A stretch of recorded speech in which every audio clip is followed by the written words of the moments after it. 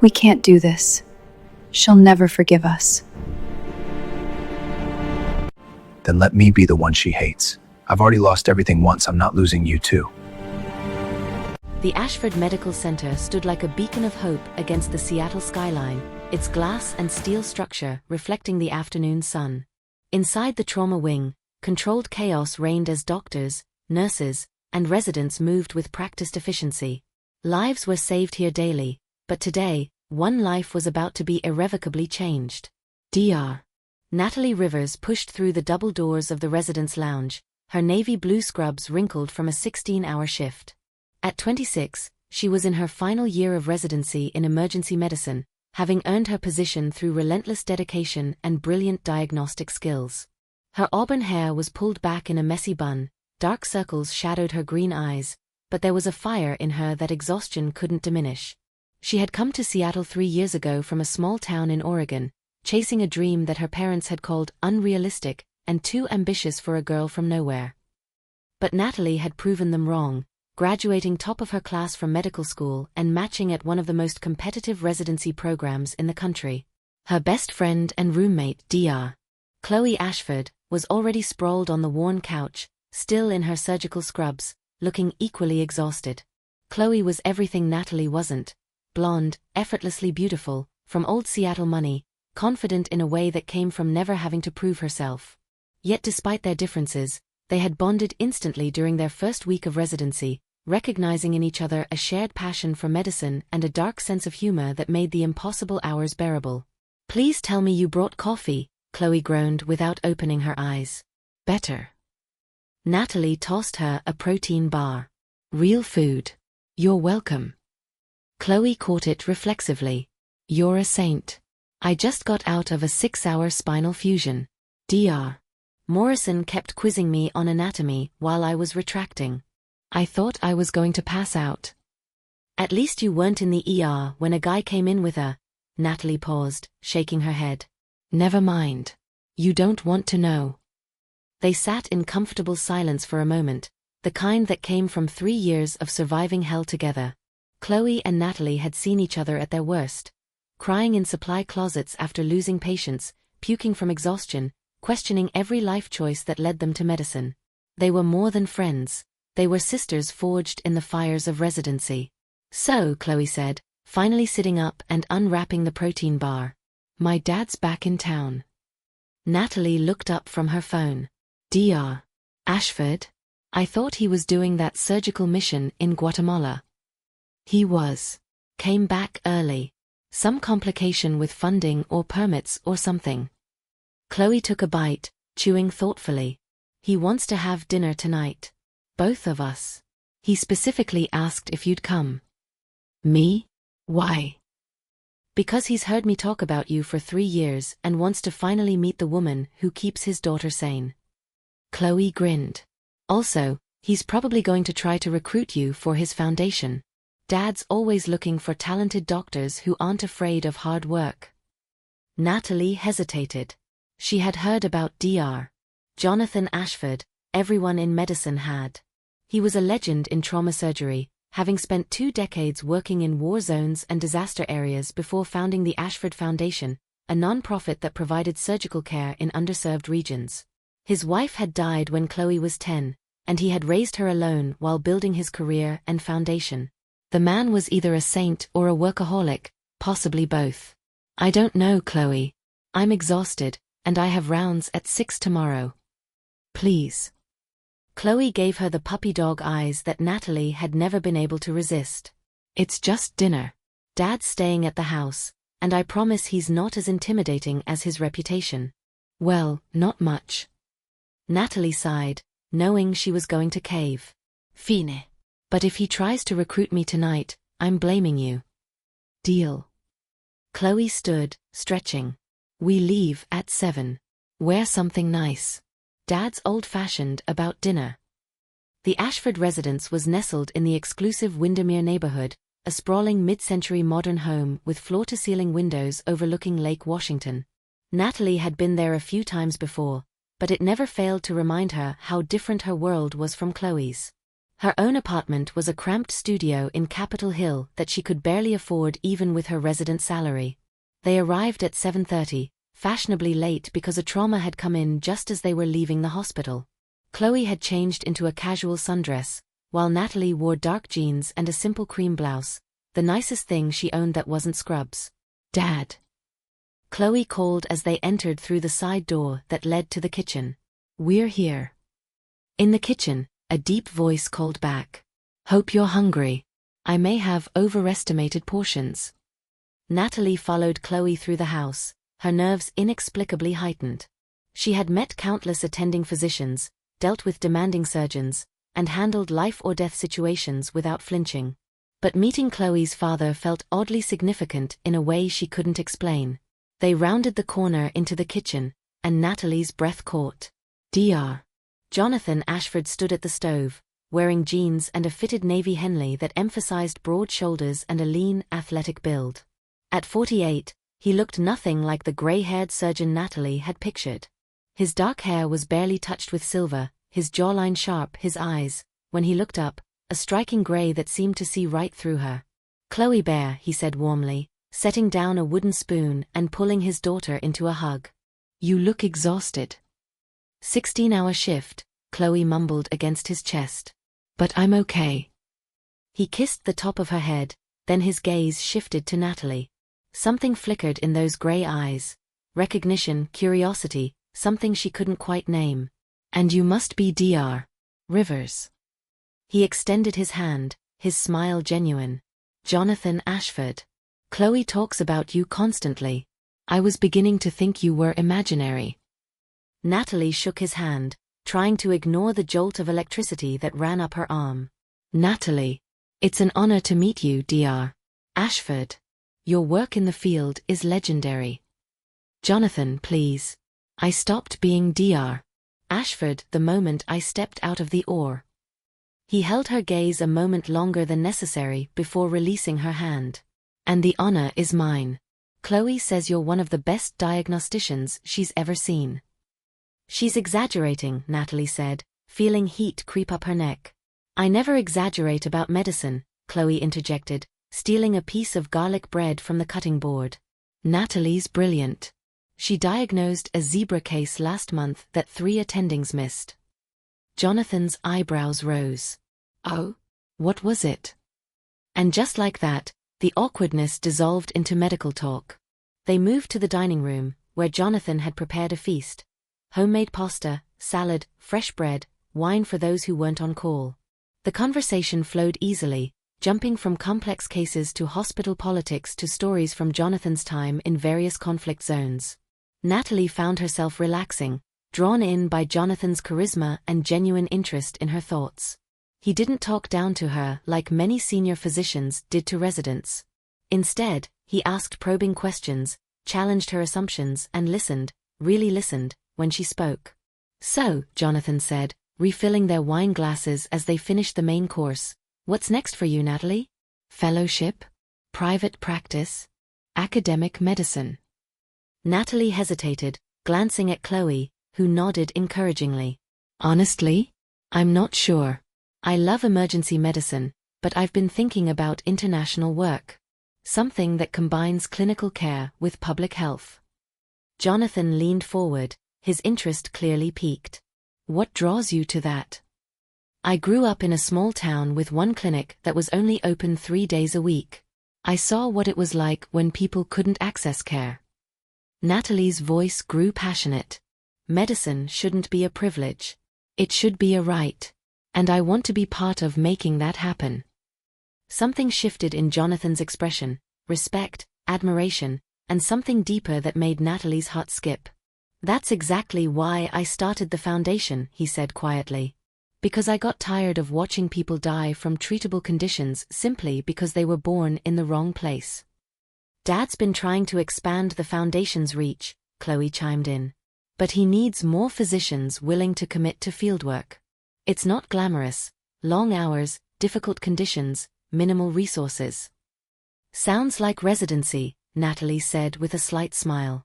Jonathan laughed, a rich, warm sound that did things to Natalie's insides she definitely shouldn't be feeling. Fair point. But it's more intense. You'd be making life or death decisions with none of the backup you have here. No CT scans, no specialists on call, often no electricity. But you'd be making a real difference, Natalie said softly. Not just treating symptoms but addressing systemic problems. Exactly.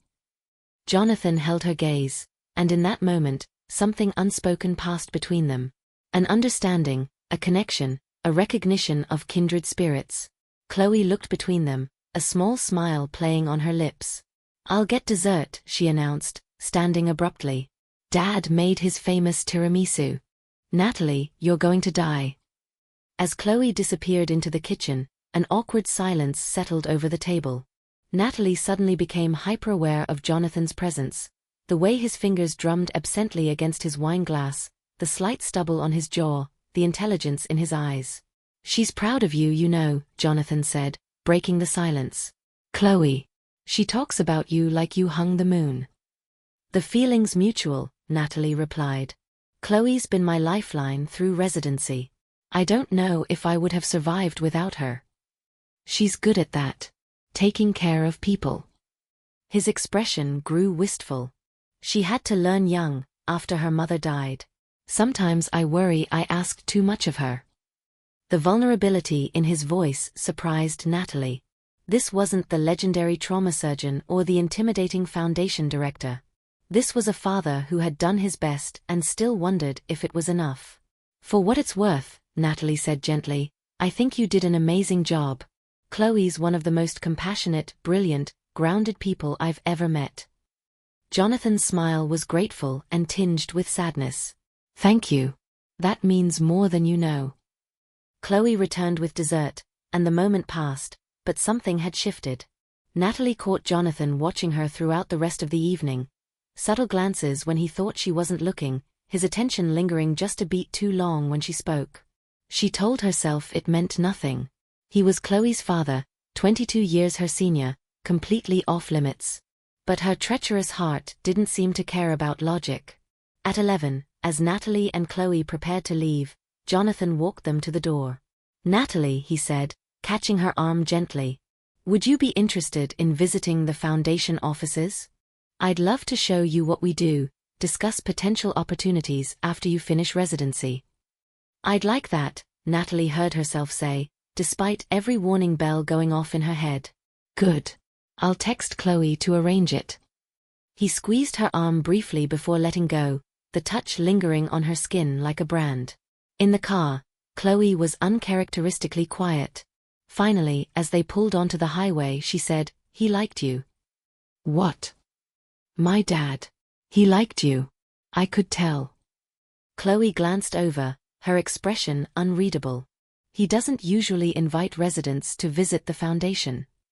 He's probably just being polite. My dad doesn't do polite for the sake of it. If he invited you, it's because he sees something special.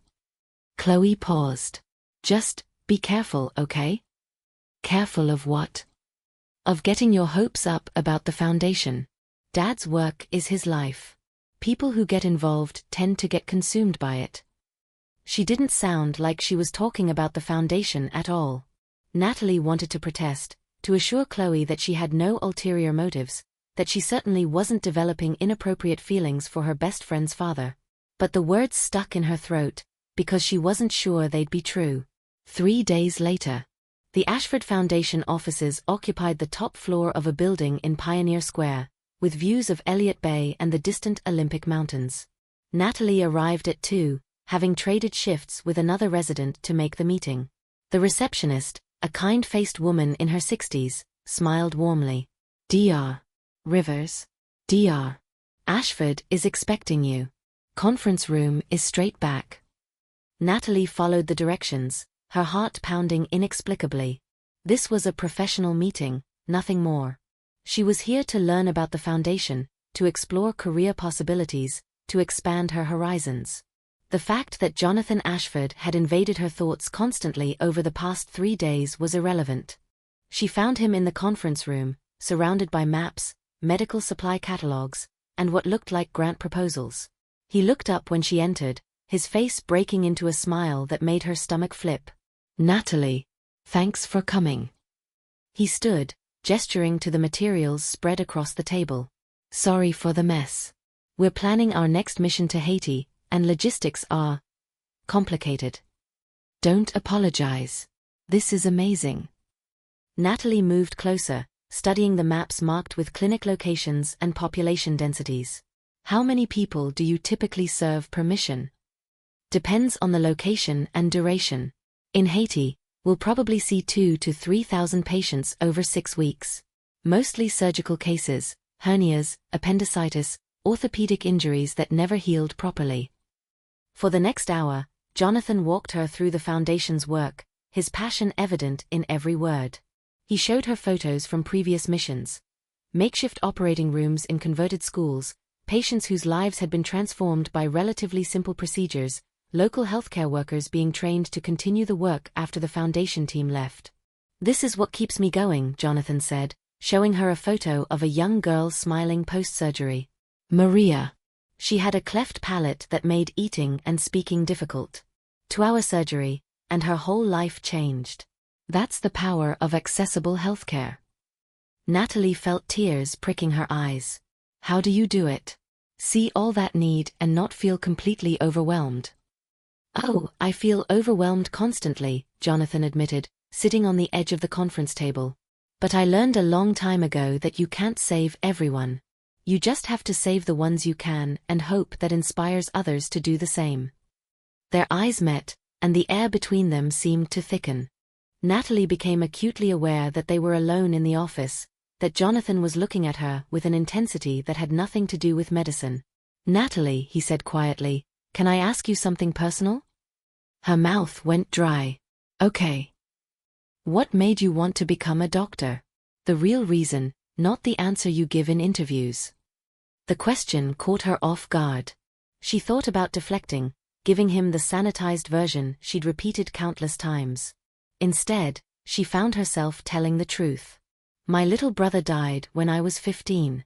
Appendicitis that turned into sepsis because we lived too far from a hospital and my parents didn't recognize the symptoms until it was too late. The words came out raw, unpolished. I swore that day that I'd become a doctor so no other family would have to watch someone they loved die from something preventable. Jonathan's expression softened with understanding and shared pain. I'm sorry. That's an unbearable loss. It was. But it gave me purpose. Natalie wrapped her arms around herself. My parents never understood. They thought I was running away from home from them, from the pain. They were probably right. Or maybe you were running toward something, Jonathan said gently. Toward meaning, toward making his death count for something. The compassion in his voice undid something in Natalie. Before she could think better of it, she was crying.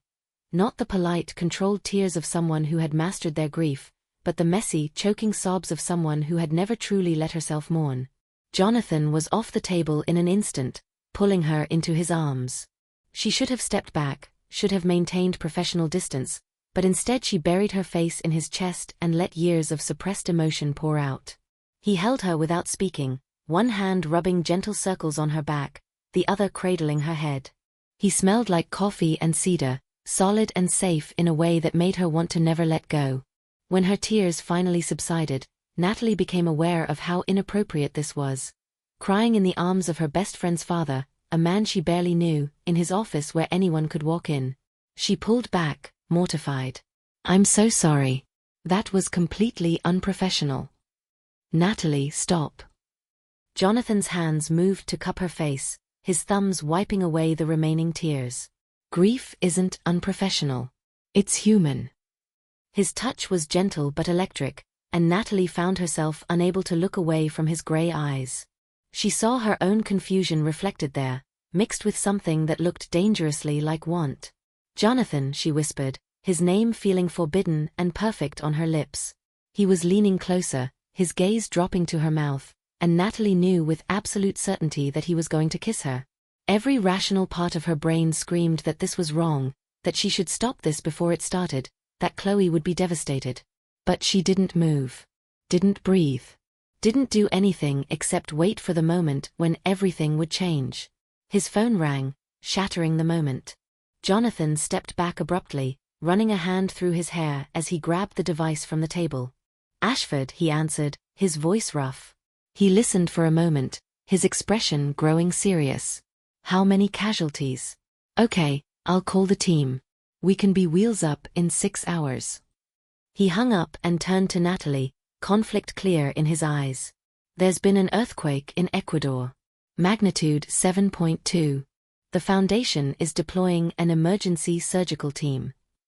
Do you need another surgeon? The words were out before Natalie could stop them. I need a dozen surgeons, but yes. Though you're still in residency. I'm finishing in 8 months. I'm more than capable of handling trauma surgery. She lifted her chin, channeling confidence she didn't entirely feel. And you said yourself that you need all hands on deck. Jonathan studied her for a long moment. This isn't like the controlled environment of a hospital, Natalie. It'll be chaotic, dangerous, physically and emotionally exhausting. I know. You could be putting your residency completion at risk if something goes wrong. I'll clear it with my program director. Chloe will worry. That gave Natalie pause, but only for a second. Chloe knows I've always wanted to do international work. She'll understand. Another beat of silence, then Jonathan nodded. Okay. We leave tonight at 9. Pack light. Only essentials. We'll be gone for at least 2 weeks, possibly longer depending on the situation. I'll be ready. As Natalie turned to leave, Jonathan caught her hand. Natalie, what almost happened just now? Nothing happened, she said quickly, needing to hear herself say it even if neither of them believed it. You were comforting a colleague who got emotional. That's all.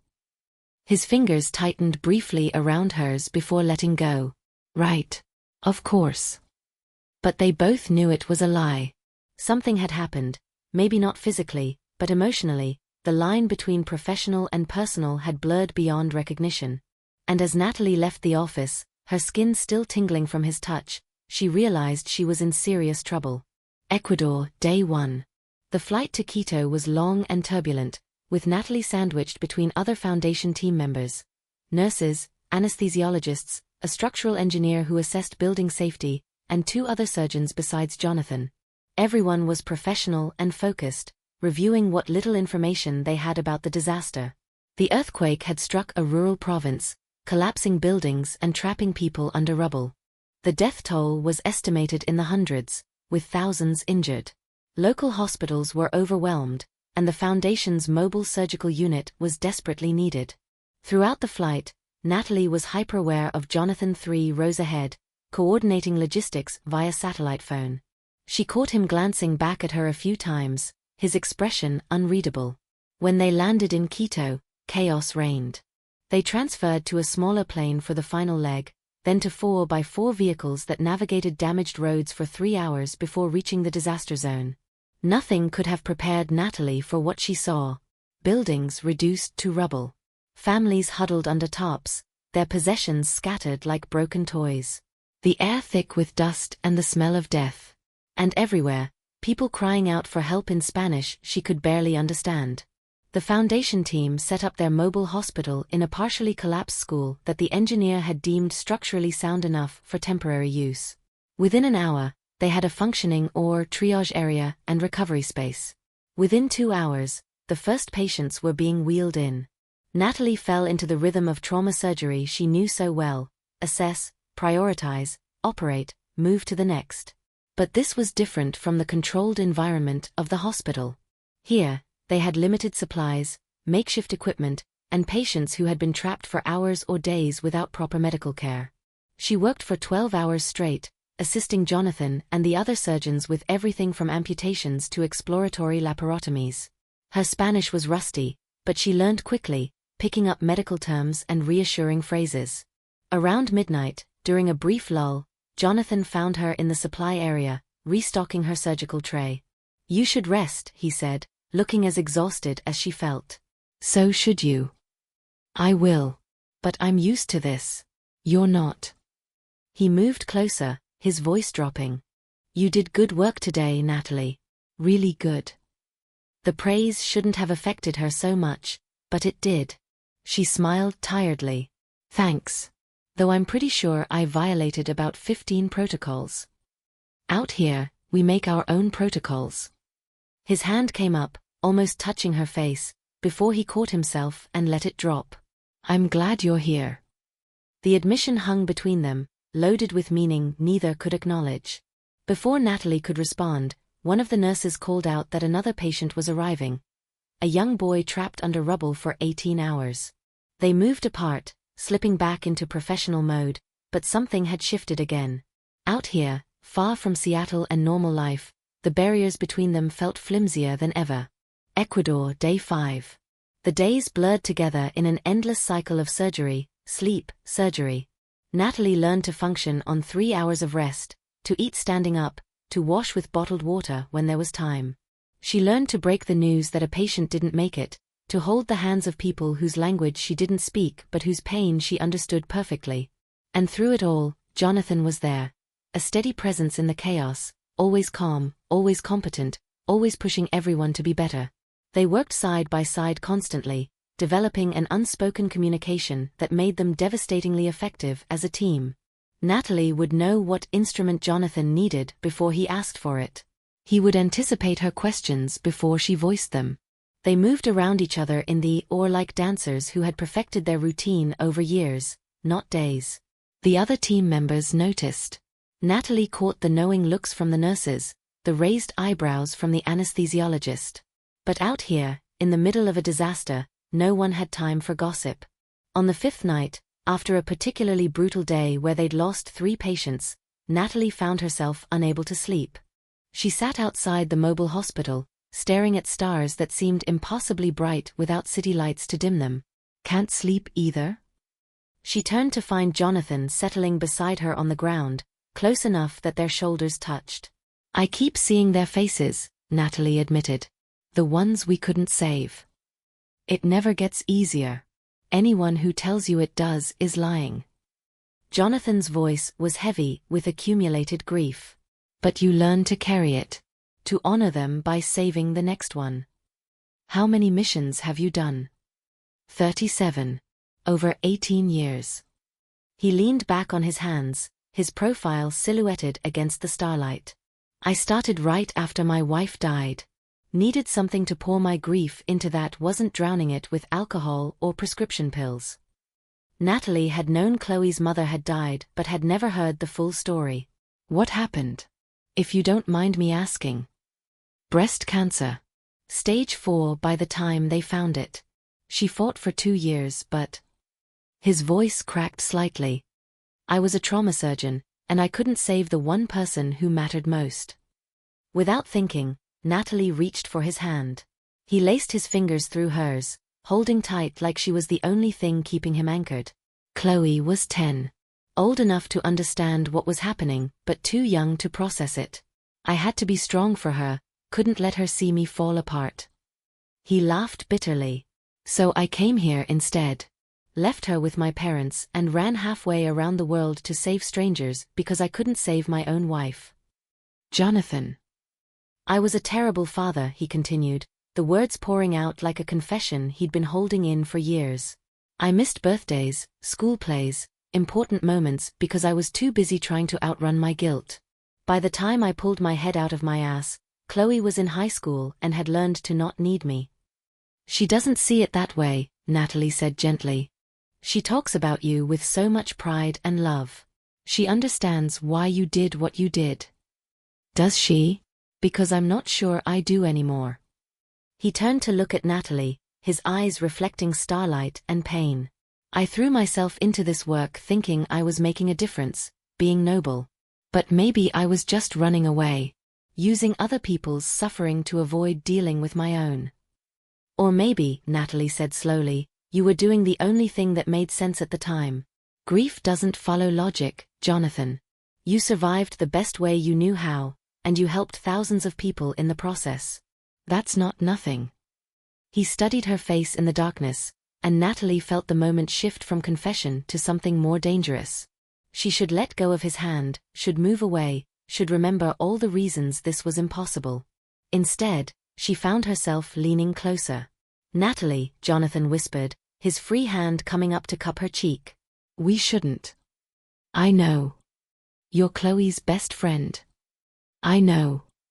This is a disaster waiting to happen. I know." She pressed her forehead against his, their breath mingling in the small space between them. "Tell me to stop. Tell me this is a mistake." But he didn't. Instead, he closed the final distance and kissed her. It was nothing like the almost kiss in his office, tentative and questioning. This was need and want and months of unspoken tension finally finding release. His lips moved against hers with desperate hunger, and Natalie kissed him back with equal fervor, her hands fisting in his shirt. They broke apart only when breathing became necessary, both of them panting, foreheads still pressed together. "This is insane," Jonathan breathed. "You're 26. I'm old enough to be your father." "You're not, though. You're just, you." Natalie's hands trembled as she touched his face, tracing the stubble on his jaw. "And I know this is complicated and wrong and probably going to end in disaster, but Jonathan, I can't stop thinking about you." "God, Natalie." He kissed her again, softer this time but no less intense. "I've been losing my mind trying to stay professional around you. Every time you smile, every time you look at me with those eyes, I forget every reason this can't work." Then stop trying to remember.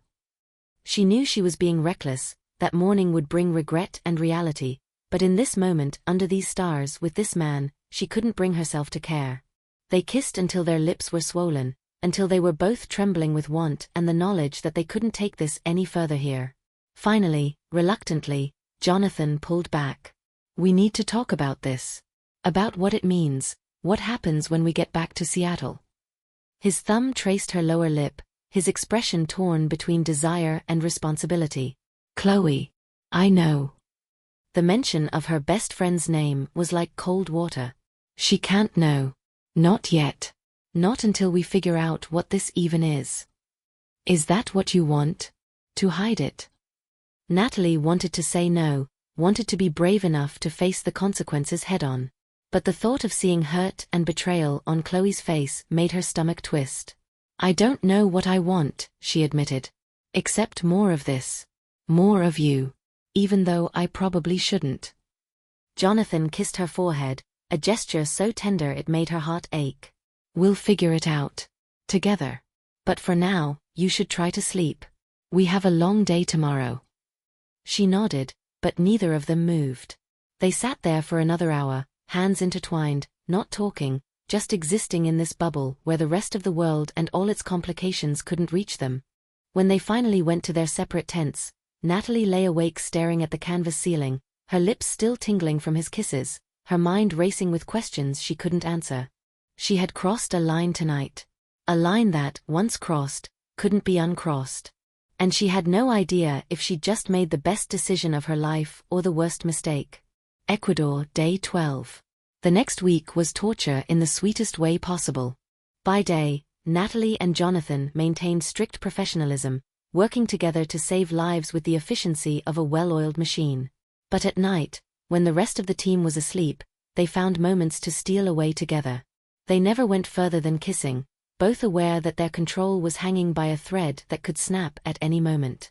But those stolen moments, pressed together in the shadows between tents, his hands in her hair, her back against the supply tent wall, became Natalie's lifeline in the middle of the disaster's darkness. They talked too, sharing pieces of themselves they'd kept hidden from everyone else. Jonathan told her about his marriage, the good parts and the bad, the guilt he carried over ways he'd failed his wife. Natalie opened up about her fractured relationship with her parents, her constant fear that she wasn't good enough, her terror that she'd chosen medicine for the wrong reasons. "You didn't," Jonathan said one night, his fingers tracing patterns on her palm. "You chose it because you have a gift and a calling. Those are the right reasons, Natalie. The only reasons that matter." "How do you know?" "Because I see it when you work. The way you treat every patient like they're the only person in the world, the way you never give up even when the odds are impossible." He brought her hand to his lips, pressing a kiss to her knuckles. "You're going to be an extraordinary physician. Better than I ever was." The praise made her glow from the inside out. Coming from anyone else, it would have felt patronizing. But from Jonathan, it felt like recognition, validation, a glimpse of the person she hoped to become. On day 12, they lost a patient during surgery. A teenage girl whose injuries were too severe, whose body had been through too much. Natalie stood at the scrub sink afterward, trying to hold back tears, and felt Jonathan's hand on her shoulder. "Not your fault," he said quietly. "I should have done more. Should have. You did everything possible. Sometimes that's not enough, and you have to make peace with that." He turned her to face him, not caring who might see. "This job will break you if you let it. You have to find a way to forgive yourself for the ones you can't save." "How?" The word came out broken. "By remembering the ones you did save. By showing up tomorrow and doing it again." He pulled her into his arms, and Natalie let herself lean into his strength. "And by letting people help carry the weight when it gets too heavy." They stood like that for a long moment, and Natalie realized something terrifying. She was falling in love with Jonathan Ashford. Not infatuation. Not a crush. Real, deep, inconvenient love that was going to complicate everything. Seattle, 3 weeks later. The return to Seattle felt like stepping back into a different reality. The foundation team had stayed in Ecuador for 2 weeks, operating until the local medical infrastructure could handle the remaining cases. They'd saved 87 lives, lost 14, and left behind a community that would rebuild with the foundation's continued support. On the flight home, Natalie and Jonathan maintained careful distance, both aware that crossing back into their real lives meant facing consequences they'd been able to ignore in the chaos of disaster relief. Chloe picked them up from the airport, throwing her arms around Natalie with tears in her eyes. "Oh my God, I was so worried. You barely responded to my texts, and the news kept showing how bad it was." "I'm fine," Natalie assured her, guilt twisting her stomach as she hugged her friend back. "Just exhausted. We were working non-stop." "Dad, you look terrible," Chloe said, turning to her father. "When's the last time you slept more than 3 hours?" On the plane, Jonathan lied smoothly, though Natalie knew he'd spent the flight reviewing patient files and planning the foundation's long-term support strategy. His gray eyes met hers briefly over Chloe's shoulder, and the look sent heat rushing through her. In the car, Chloe dominated the conversation, updating them on hospital gossip, complaining about the attending who'd been covering Natalie's shifts, asking 100 questions about Ecuador. Natalie answered automatically while hyper-aware of Jonathan in the passenger seat, his profile illuminated by passing streetlights. When they pulled up to Natalie's apartment building, Chloe insisted on walking her up despite Natalie's protests. "I'll just be a minute," Chloe told her father. "Don't leave without saying goodbye." Inside the apartment, Chloe immediately started fussing. Checking the fridge for expired food, opening windows to air out the stale apartment, making a list of groceries Natalie would need. "Chloe, stop. I can take care of myself." "I know, but let me do this. I need to do something." Chloe turned, and Natalie saw genuine worry in her eyes. "You scared me, going to a disaster zone like that. What if something had happened to you?" Guilt crashed over Natalie in a wave. Here was her best friend, worried sick about her safety, while Natalie had spent 2 weeks kissing her father behind her back. "Nothing happened. I'm fine." The lies were getting easier, which somehow made them worse. "But I'm really exhausted. Can we catch up tomorrow?" Chloe studied her for a moment, then nodded. "Okay. But promise me you'll call if you need anything?" "And Natalie. Thank you for going. Dad sent me updates, and he said you were incredible out there. He was really impressed." Heat flooded Natalie's cheeks. It was a team effort. "Still, you made a difference." Chloe hugged her again. "Get some rest. I'll text you tomorrow." After Chloe left, Natalie stood in her empty apartment, feeling the weight of the last 3 weeks crash down on her. She should shower, should sleep, should try to readjust to normal life. Instead, she found herself staring at her phone, at Jonathan's number that he'd given her for emergency contact purposes. Her finger hovered over the call button, every rational thought telling her not to, that she needed space to think clearly. Her phone buzzed with a text. From Jonathan. Are you okay? She typed and deleted 3 responses before settling on, I don't know. Are you? No. I can't stop thinking about you. Natalie's heart pounded. She looked at the door, knowing she should end this conversation, should establish boundaries before things went further. We need to talk. About what happens now. I know. Tomorrow? The foundation office at noon? Okay. She set down the phone and realized her hands were shaking. Tomorrow, they would have to make decisions about whether to pursue this thing between them or end it before Chloe got hurt. Tomorrow, she would have to be rational and responsible. But tonight, she let herself replay every stolen kiss, every whispered conversation, every moment when Jonathan had looked at her like she was something precious and rare. And she let herself admit the truth she'd been avoiding. She didn't want to walk away. Even if it cost her everything. The next day, Ashford Foundation office. Natalie arrived 10 minutes early, her stomach in knots. She'd barely slept, her mind running through every possible conversation, every outcome, most of them ending in disaster. Jonathan was already there, standing by the window overlooking Elliott Bay. He turned when she entered, and the raw want in his expression made her breath catch. Natalie. Just her name, but loaded with everything they couldn't say. We need to talk about Chloe, Natalie said, forcing herself to be the voice of reason. About what this would do to her if she found out. I know. He moved closer, stopping a few feet away like he didn't trust himself to get nearer. I've been thinking about nothing else. About what I'm asking you to risk, what I'm risking myself. And I should tell you to forget Ecuador. That it was stress and adrenaline and proximity making us think we felt something we don't. He ran a hand through his hair, frustration clear in every line of his body. I should tell you that you deserve someone your own age, someone who doesn't come with a complicated history and a daughter who would be devastated by this. But Natalie's heart was racing. But I can't.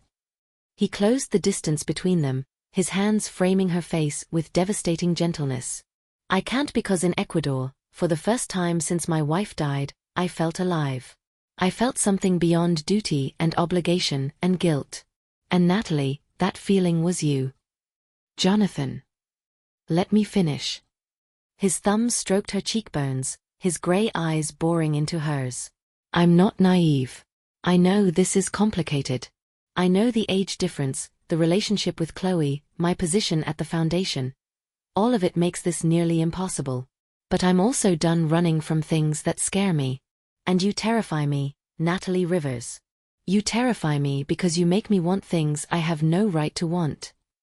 Tears pricked Natalie's eyes. What do you want? You. Every complicated, impossible piece of you. He leaned his forehead against hers. But I won't ask you to sacrifice your friendship with Chloe. If that's the line you need to draw, I'll respect it. I'll walk away right now and we'll pretend Ecuador never happened. It would be so easy to say yes. To walk away, preserve her friendship, avoid the inevitable pain. Natalie had spent her whole life playing it safe, following the rules, being the good girl who didn't rock the boat. But Ecuador had changed her. Or maybe it had just revealed who she'd always been beneath the careful exterior. Someone who was willing to fight for what she wanted, even when it was terrifying. I don't want you to walk away, she whispered. God, I want everything with you. And that makes me a terrible person because Chloe is my best friend and this is going to destroy her. Then we tell her. Jonathan's voice was firm. No more hiding. We sit her down, we explain what happened, and we give her the chance to decide if she can accept it. What if she can't? Then we deal with that. Together. He pulled back enough to look at her properly. But Natalie, I'm 48 years old. I've wasted too much of my life on regret and what-ifs. I don't want to look back in 10 years and wonder what could have been with you. The certainty in his voice steadied something in Natalie. She had spent so long being afraid, of failing, of disappointing people, of wanting too much. But standing here with Jonathan, she realized that the only thing more terrifying than risking everything was living a half-life because she was too scared to reach for what she wanted. Okay, she said. We tell her. Soon. Before this goes any further. Relief and fear warred in Jonathan's expression. "You're sure?" "No. But I'm doing it anyway." She managed a shaky smile. "That's what you taught me in Ecuador. Sometimes you have to operate without all the information, trust your instincts, and deal with the complications as they come." He kissed her then, slow and deep and full of promise. When they finally broke apart, both breathing hard, Jonathan rested his forehead against hers. "We should probably establish some rules," he murmured. "For my sanity, if nothing else." "Like what?" "Like no kissing in the office where anyone could walk in." His lips curved against her temple. "No matter how much I want to." "Probably smart." Natalie's fingers traced patterns on his chest. "What else?" "We tell Chloe within the week. Give her time to process before we," he paused, seeming to struggle with the words. "Before we really start this." "Start what, exactly?" Natalie pulled back enough to look at him. "What are we doing here, Jonathan?" He studied her face, his expression serious. "I'm dating you. If you'll have me. Officially, exclusively, with the full knowledge that I'm in this for the long haul." The words sent warmth flooding through her chest. The long haul. "I don't do casual, Natalie. I'm too old for games, too aware of how short life is to waste time on anything that isn't real." His hand cupped her cheek. "And this? Us? This feels more real than anything I've experienced in 20 years. Even though we barely know each other. We've worked together in the most intense circumstances possible.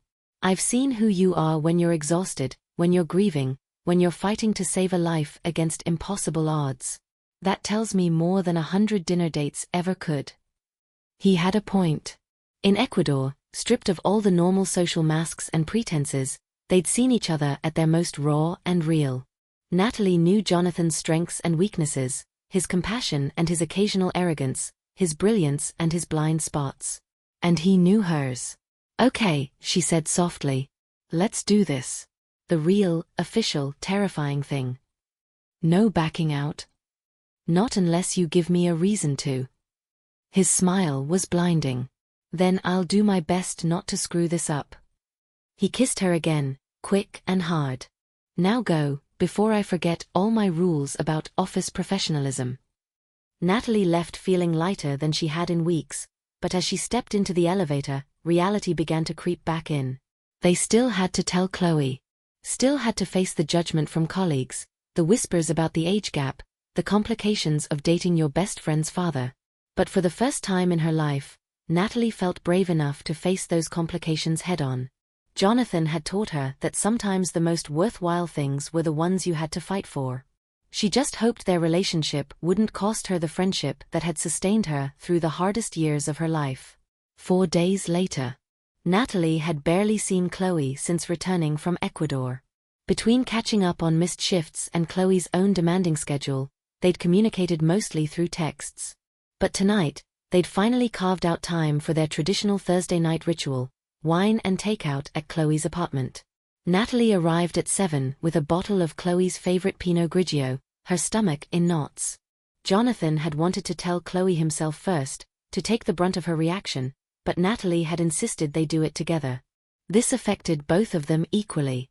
But first, she wanted one more normal night with her best friend. One more evening of easy laughter and shared secrets before everything changed. Chloe answered the door in yoga pants and an oversized sweatshirt, her hair in a messy top knot. "Finally. I'm starving and the Thai food just got here." They settled on the couch with their food and wine, falling into familiar patterns.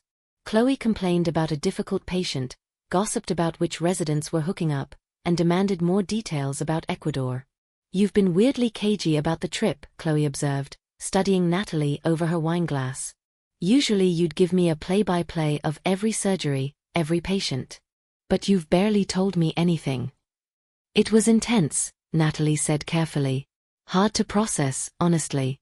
We saw things that—" She trailed off, not sure how to explain the emotional weight of the experience without revealing the other reason it had affected her so deeply. "Dad said you were incredible. He called you a natural at field medicine." Chloe's expression was proud. He thinks you should join the foundation full-time after residency. He hasn't stopped talking about you, actually. It's kind of annoying. Guilt twisted Natalie's stomach. Chloe, I'm kidding. Mostly. Chloe refilled their wine glasses. But seriously, I think Dad sees you as like, the daughter he wishes I'd become. The one who followed his path instead of choosing orthopedic surgery where I'll make decent money and have regular hours. That's not true. He's incredibly proud of you. I know. But I also know I disappointed him when I chose ortho over trauma. When I made it clear I wanted a balanced life, not his 70-hour-week sacrificial mission work. Chloe's voice held old hurt. He loves me, but he doesn't understand me. Not the way he seems to understand you. The words hit Natalie like a physical blow. This was even more complicated than she'd realized. It wasn't just about a romantic relationship. It was about Chloe feeling replaced, feeling like Natalie was taking her place in her father's life. Chloe, your dad doesn't want you to be anything other than who you are. Can we not talk about my dad? Chloe interrupted, forcing a laugh. This is supposed to be our time. Just us, like old times. But that was the problem. It couldn't be like old times. Not anymore. Not when Natalie was keeping a secret that would shatter the foundation of their friendship. Actually, Natalie said, setting down her wine with shaking hands, there's something I need to tell you. About Ecuador. About your dad and me. Chloe's smile faded. What about you and my dad? The words stuck in Natalie's throat. She had rehearsed this conversation 100 times, but now that the moment was here, she couldn't remember a single carefully planned phrase. We. She took a breath, forcing herself to meet Chloe's eyes. Something happened between us. While we were there. And it's continuing now that we're back. Chloe stared at her, confusion clear on her face. What do you mean something happened? Did you have a fight? Did he criticize your surgical technique? No. Chloe, Natalie's voice cracked. We developed feelings for each other. Romantic feelings. And we're seeing each other. Dating. The silence that followed was deafening. Natalie watched emotions flicker across Chloe's face. Confusion, disbelief, realization, and finally, hurt so profound it made Natalie's chest ache. You're joking. Chloe's voice was flat. This is some weird joke because you think I need cheering up or... It's not a joke. I'm so sorry, Chloe. I never meant for this to happen. You're dating my father? Chloe stood abruptly, nearly knocking over her wine. My father? The man who's old enough to be your father. I know how it sounds. Do you? Chloe's voice rose. Because from where I'm standing, it sounds like my best friend went on a trip with my dad and somehow decided that sleeping with him was a good idea. We haven't slept together, Natalie said quickly, standing as well. We've barely even kissed. We wanted to tell you before things went any further. Oh, how noble. Chloe's laugh was bitter. You wanted to tell me before you fucked my father. Should I give you a medal for your restraint? Chloe, please. How long?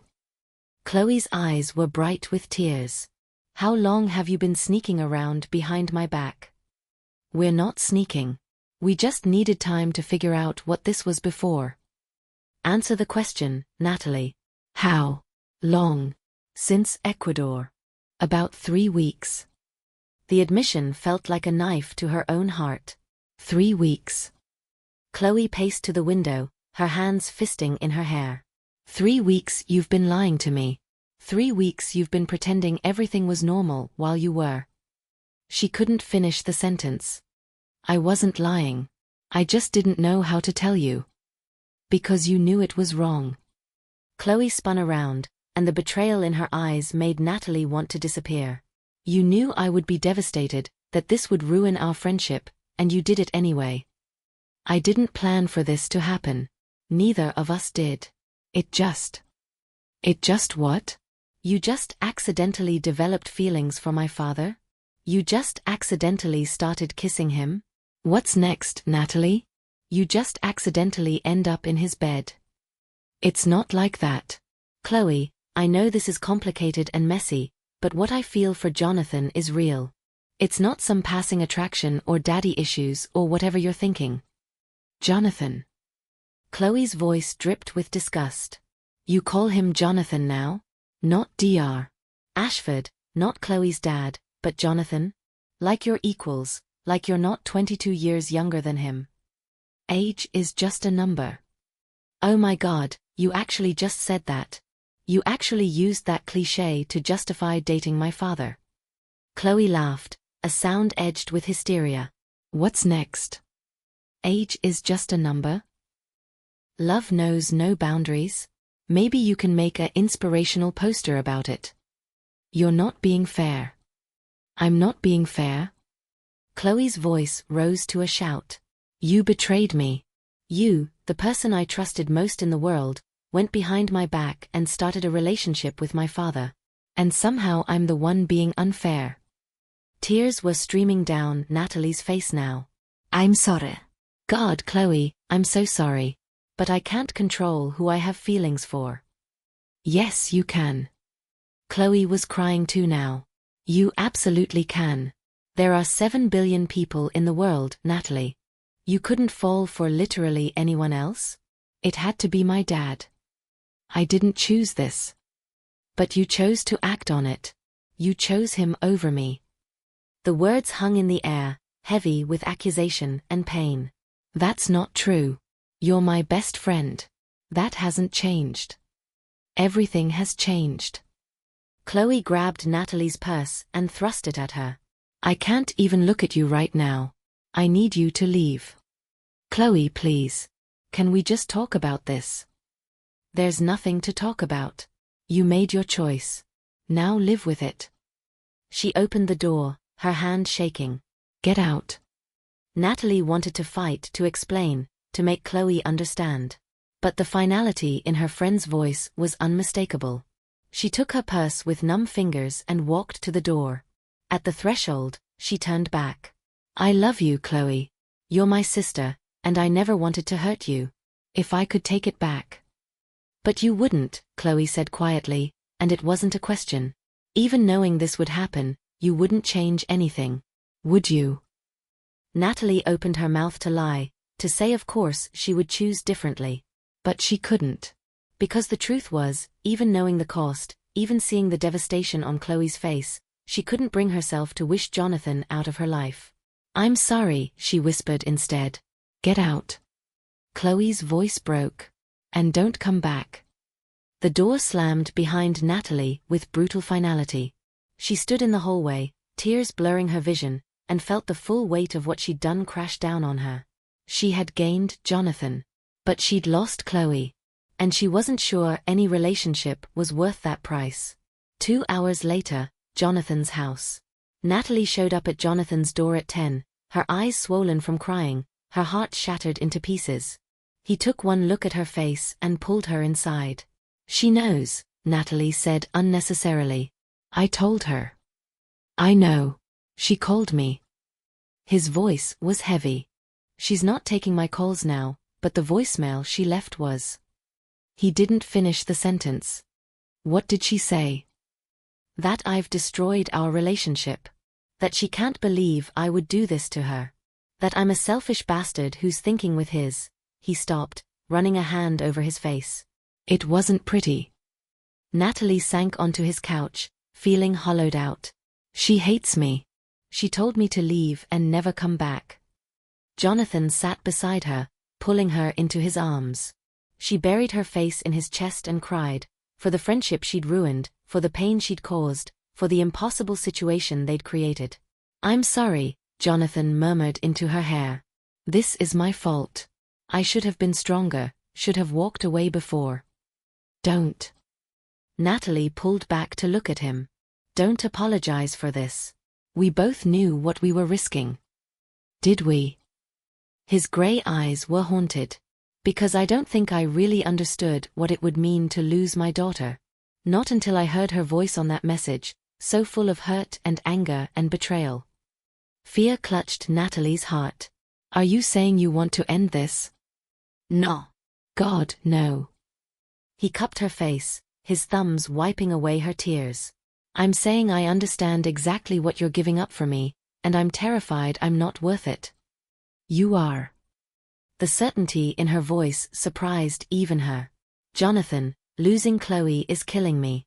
But losing you would be worse. Is that selfish? Probably. But it's the truth.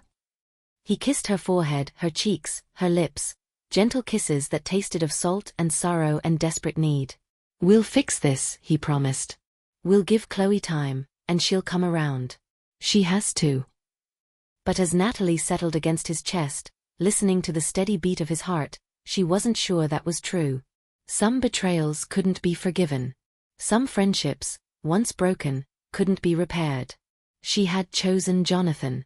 Now she had to live with the consequences. 6 weeks later. The next month and a half were the best and worst of Natalie's life. Her relationship with Jonathan deepened in ways that both thrilled and terrified her. They fell into an easy rhythm, dinners at his house where they cooked together, early morning runs along the waterfront, lazy Sundays where she painted in his study while he worked on foundation paperwork. He was nothing like the men she'd dated before. He was thoughtful, attentive, intellectually stimulating in ways that challenged her to be better. He remembered details she mentioned in passing, surprised her with her favorite coffee order, listened, really listened, when she talked about her cases or her frustrations with residency. And the physical side of their relationship, when they finally took that step 3 weeks in, was revelation. Jonathan was patient and generous, taking time to learn exactly what made her gasp and tremble. He made her feel cherished and desired in equal measure, and Natalie found herself falling deeper with each passing day. But the shadow of Chloe hung over everything. Natalie saw her at the hospital occasionally, and each encounter was a fresh wound. Chloe would look right through her, would leave the room when Natalie entered, would arrange her schedule to avoid any overlap. The other residents noticed. Whispers followed Natalie through the halls, speculation about what had caused the rift between the formerly inseparable pair. When the truth inevitably leaked, courtesy of someone who'd seen Natalie and Jonathan together at a restaurant, the whispers turned to outright gossip. Dr. Rivers is dating Dr. Ashford, Chloe's father. Can you believe it? I heard they got together on that Ecuador mission. Totally inappropriate. She's young enough to be his daughter. It's disgusting. Natalie learned to keep her head down, to ignore the stares and whispers, to focus on her work. But it wore on her, the constant judgment, the loss of her best friend, the sense that she'd made a terrible mistake. 3 weeks into their relationship, during a particularly brutal shift, Natalie had a breakdown. She'd lost a patient, a young mother who'd coded during a routine procedure. It wasn't Natalie's fault, but that didn't stop the grief and guilt from overwhelming her. She found herself in a supply closet, sobbing, and the person who found her wasn't Jonathan or even a sympathetic colleague. It was Chloe. They stared at each other for a long moment, and Natalie saw her own pain reflected in Chloe's eyes. For a second, she thought maybe Chloe would reach out, would remember their friendship, would offer comfort the way she had hundreds of times before. Instead, Chloe's expression hardened. You need to pull yourself together. You're in the middle of a shift. Chloe, don't. Chloe's voice was ice. I'm speaking to you as a colleague, nothing more. Get yourself under control and get back to work. She left, and Natalie felt something inside her break all over again. She called Jonathan from the supply closet, her voice shaking. Can you come get me? I know I have 4 more hours on my shift, but I can't, I need. I'll be there in 20 minutes, he said without hesitation. I'll talk to your attending, explain there was a family emergency. That's a lie. You're my family now. His voice was firm. That makes this an emergency. I'll handle it, Natalie. Just hold on. He came, just as he'd promised. He spoke to her, attending with the authority of someone who'd spent decades in medicine, arranged for another resident to cover her remaining hours, and drove her home. He held her while she cried, made her tea, wrapped her in blankets, and didn't leave even when she told him she wanted to be alone. I'm not going anywhere, he said simply. You don't get to push me away when things get hard. Everyone else has left, Natalie said bitterly. My parents barely speak to me. Chloe hates me. The other residents think I'm some kind of opportunist sleeping my way to foundation connections. Why would you be different? Because I love you. The words hung in the air, shocking them both. Jonathan looked almost surprised he'd said them, but he didn't take them back. I love you, Natalie. And I'm not walking away just because this is hard. It was the first time either of them had said it. Natalie stared at him, her heart pounding, feeling like she was standing on the edge of a cliff. Say something, Jonathan said quietly, vulnerability clear in his eyes. I love you too. The words came out choked but certain. God help me, I love you too. He kissed her then, deep and desperate, and they tumbled into bed together. They made love with an urgency born of fear and need, clinging to each other like lifelines in a storm. Afterward, wrapped in his arms, Natalie let herself believe that maybe love really was enough. That maybe, despite everything, they could make this work. 10 weeks after Ecuador, the breaking point. The Foundation's annual gala was the event of the season, a black-tie affair that raised millions for the organization's work. Jonathan had invited Natalie as his official date, their first truly public appearance as a couple. Natalie wore a midnight blue gown that Jonathan had surprised her with, and when she saw herself in the mirror, she barely recognized the confident woman staring back. She looked like she belonged in Jonathan's world, like she was more than just a resident from nowhere. The gala was held at a waterfront hotel, and as they arrived, Natalie felt Jonathan's hand warm and steady on the small of her back. Flashbulbs went off, local press covering the event, and she forced herself to smile, to project confidence she didn't entirely feel. Inside, the ballroom was stunning. Crystal chandeliers, elaborate floral arrangements, Seattle's elite mingling over champagne and hors d'oeuvres. Jonathan introduced her to donors, board members and colleagues, and Natalie held her own, discussing the Foundation's work with genuine passion. But then she saw Chloe across the room. Her former best friend looked stunning in an emerald gown, her hair in an elegant updo. She was talking to a handsome man around her age, laughing at something he said. When her eyes met Natalie's across the crowded room, the laughter died. That's Dr. Marcus Chan, Jonathan said quietly, following her gaze. One of our board members' sons. Chloe's been seeing him. The information shouldn't have hurt. Natalie had lost any right to care about Chloe's love life. But it did. Because it meant Chloe was moving on, building a life that didn't include Natalie, and that felt like losing her all over again. The evening proceeded smoothly until the speeches. Jonathan took the stage to discuss the Foundation's recent work, highlighting the Ecuador mission. He showed photos of the mobile hospital, the patients they'd saved, the local healthcare workers they'd trained. And then, without warning, a photo of Natalie appeared on the screen. Caught mid-surgery, her focus intense, blood on her scrubs. This is Dr. Natalie Rivers, Jonathan said, and the pride in his voice was unmistakable. A resident at Ashford Medical Center who volunteered for the Ecuador mission. Her skill, dedication, and compassion exemplify exactly what this foundation stands for. The audience applauded, and Natalie felt hundreds of eyes turn to her. She smiled and nodded, trying to look gracious, but she was hyper-aware of Chloe's glare burning into her from across the room. After the speech, Jonathan returned to her side, his hand finding hers. Was that okay? I wanted to acknowledge your contribution.